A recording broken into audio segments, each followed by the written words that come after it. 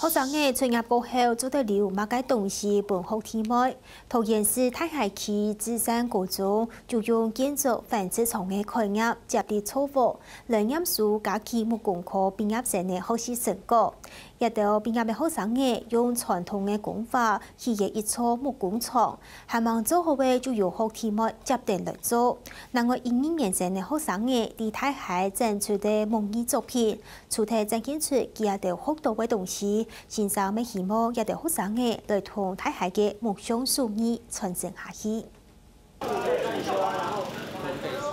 畢業生盲辦成間木工廠，12年級嘅學生接下來愛同佢契合。大家從24公尺、闊14公尺、高5.5公尺嘅工廠，對佢哋9年時間工。除咗鐵做嘅零件，接起來素材用到螺絲，其他結構做下係順接嘅，咪有同學木匠嘅基礎。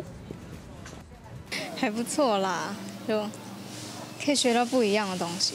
智山高中3年前成立假期木工科，請嚟幾個專業嘅彩體木匠師傅，來同太企嘅木匠手藝傳落去。假期紡織廠咪鼓勵學生用另外嘅材料來做假期，期盼木器件展現太企木工新元素。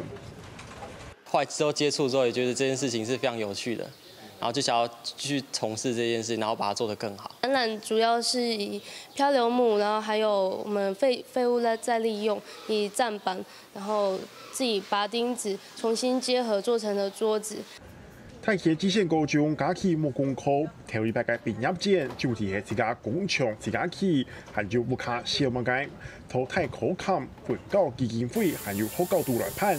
先生希望透過實際嘅去做，還有判建立嘅方式，本強來模擬來接嘅木匠手藝，透過學生嘅考試技術發揚落去，客家新聞論壇拖住報道。